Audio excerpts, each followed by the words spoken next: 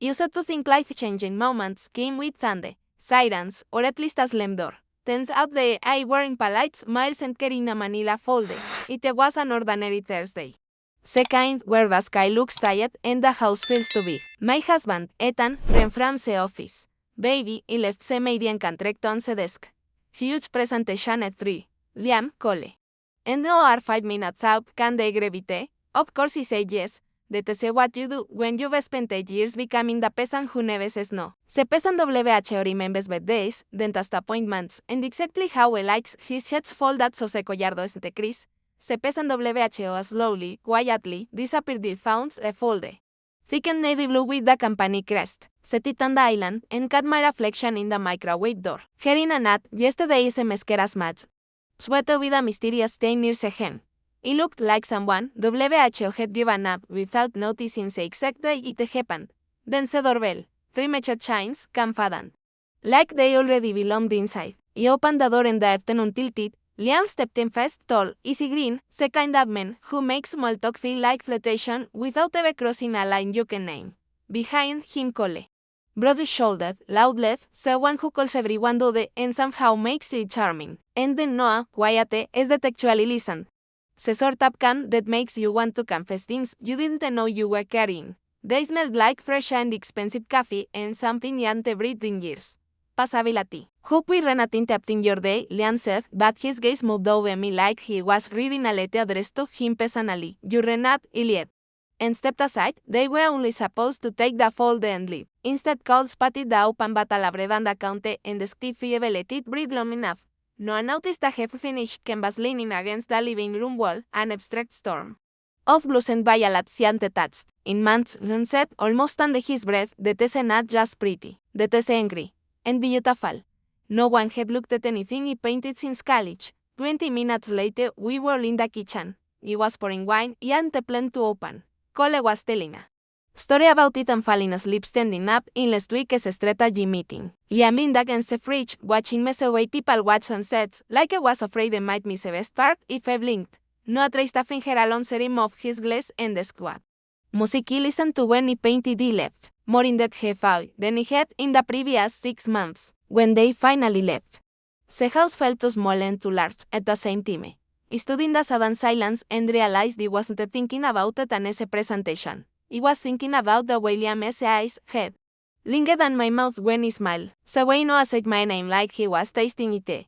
The way Cole's hand had brushed mine, reaching for the bottle, and neither of us moved away fast enough. He should have felt guilty. He felt awake. That night Ethan came home late, dropped his laptop. Beck kissed her somewhere near my cheek, and asked what was for dinner. He told him lasagna. And nodded. Already scrolling emails. He watched him chew in front of the television and wondered when exactly he had stopped noticing he was in the room. The text started the next morning. Liam, that wine was criminal, thank you for sharing it. Then, an hour later, also thank you for sharing. You stared at the screen until the latest bled. He did not reply, but he didn't delete the immediate Cole sent him a golden retriever wearing a tie. With the caption, me trying to adult today. He left out loud in the cereal aisle.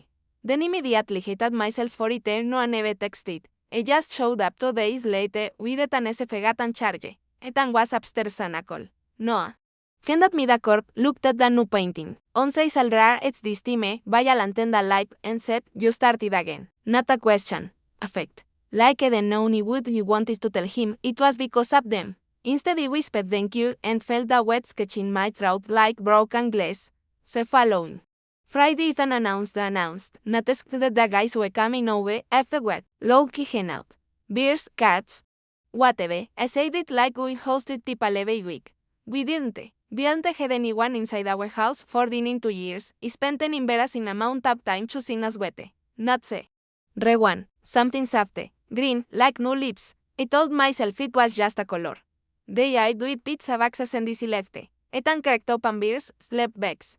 Acted like the host of the year. For 90 minutes, everything felt almost normal. Then Cole suggested truth order because of course he did. We left it off at fast, grown adults, come on. But the wine was flowing and Ethan was already half asleep on the couch. Shoes still on. Mouth open. The game started silly. Favorite childhood pet. West haircut. Most embarrassing Spotify track, then Liam leaned forward, elbows on knees. Voice low and steady. Truth. Have you ever wanted someone you weren't supposed to want? Serum went still, except for the ham up that affrigeate. Cole whistled under his breath. Noah looked at the floor. Ethan snored. Liam never took his eyes off me. Didn't say out loud. He didn't have to. Say between us and set for me an hour later. Ethan was fully unconscious, head lodged back, one arm dangling like a forgotten marionette. Se had started getting jackets. Cole hugged me goodbye and Mehmet, you smell like travel tonight, Evie. Noah squeezed my hand. Don't say, gentle. Almost apologetic, Liam was left. I waited until the front door clicked shut behind the others. Then he turned. You okay? Asked. He left. But it came out brutal. Define okay. I stepped closer. Not crowding. Just close enough that he could see the flecks up gold in his eyes. You deserve to be more than someone as a background music. Evelyn. My real name in his mouth sounded like a secret. I reached up slow enough that he could have stopped him. And tucked a strand of hair behind my ear. His thumb brushed my cheekbone and stayed there. He didn't move. He kissed me like he was asking permission and taking it at the same time. Soft, careful, devastating. When I pulled back, his forehead rested against mine. Tell me to leave and he will, I whispered. Tell me to stay and he won't ask again. Y se ULDN to speak. My heart was a trap bed beating itself against bone. I waited 3 breaths, 3 eternal breaths, then pressed one last kiss to the corner of my mouth and walked out. He locked the door behind him, slid down it until he was sitting on the cold tile, and cried without sound because he didn't know what else to do with everything he was feeling. The days after were a special kind of torture. Liam texted every morning. Nothing graphic, never pushy, just lines that made my chest cave in, thinking about the way you bite your lip when you renevas. Dreamed about that green sweater. Woke up disappointed it wasn't on my floor. You still painting those storms? Because one is living in my head and it has your name on it, I saved the message. Then hated myself for it, call a fleeting state playful in front of others. But along his eyes asked questions, his mouth never voiced no, it drew completely. Polite nods, distant smiles. It had more than it should have, and Ethan floated through the house like nothing had changed because, to him, nothing had. He left dishes in the sink, forgot when he was coming up, and once asked why he seemed extra quiet lately.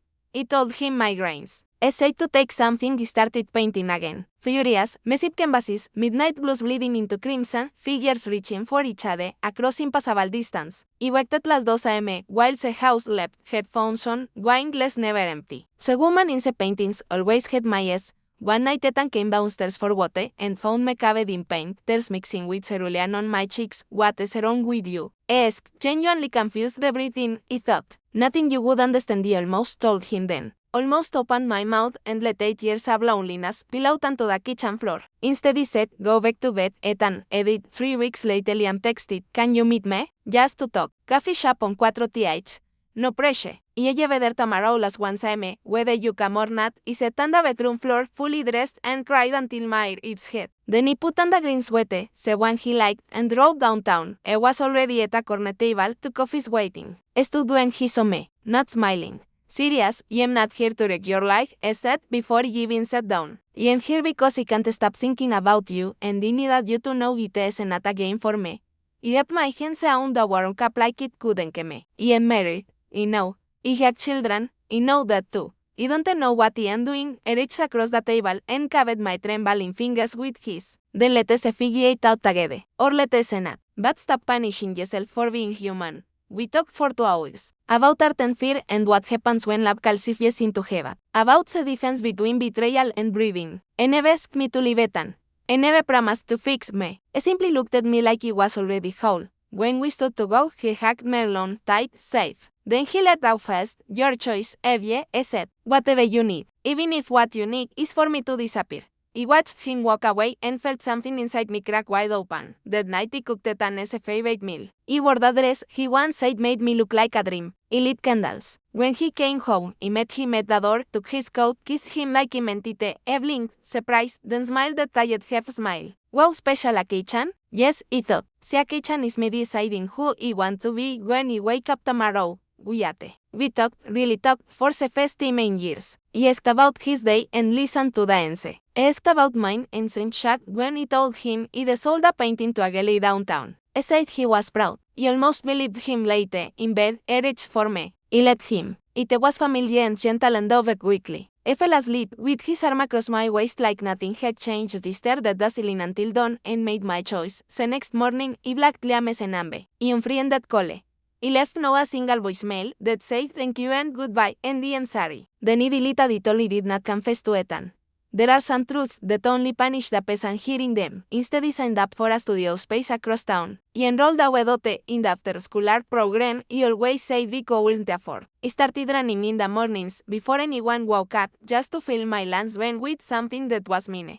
Some nights I stay late. Some nights I stand in the shower and let the water hit my face so no one hears me cry for what almost was. Some nights I unblock Liam Senambe, stare at the empty message box, and reblock it before I type a single word.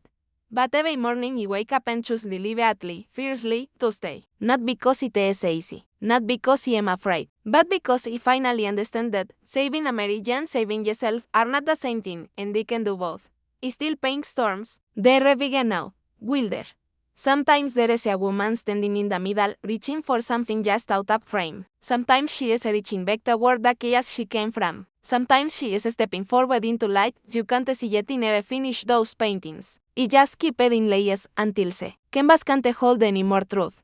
And if you ask me today whether I regret letting the men walk into my house, ANUM, ordinary Thursday carrying nothing but a navy, folded and then just kindness, I will tell you this: I regret nothing that woke me up. I regret everything that almost kept me asleep. The door I opened that day was to them, it was to me, and I have never closed it again.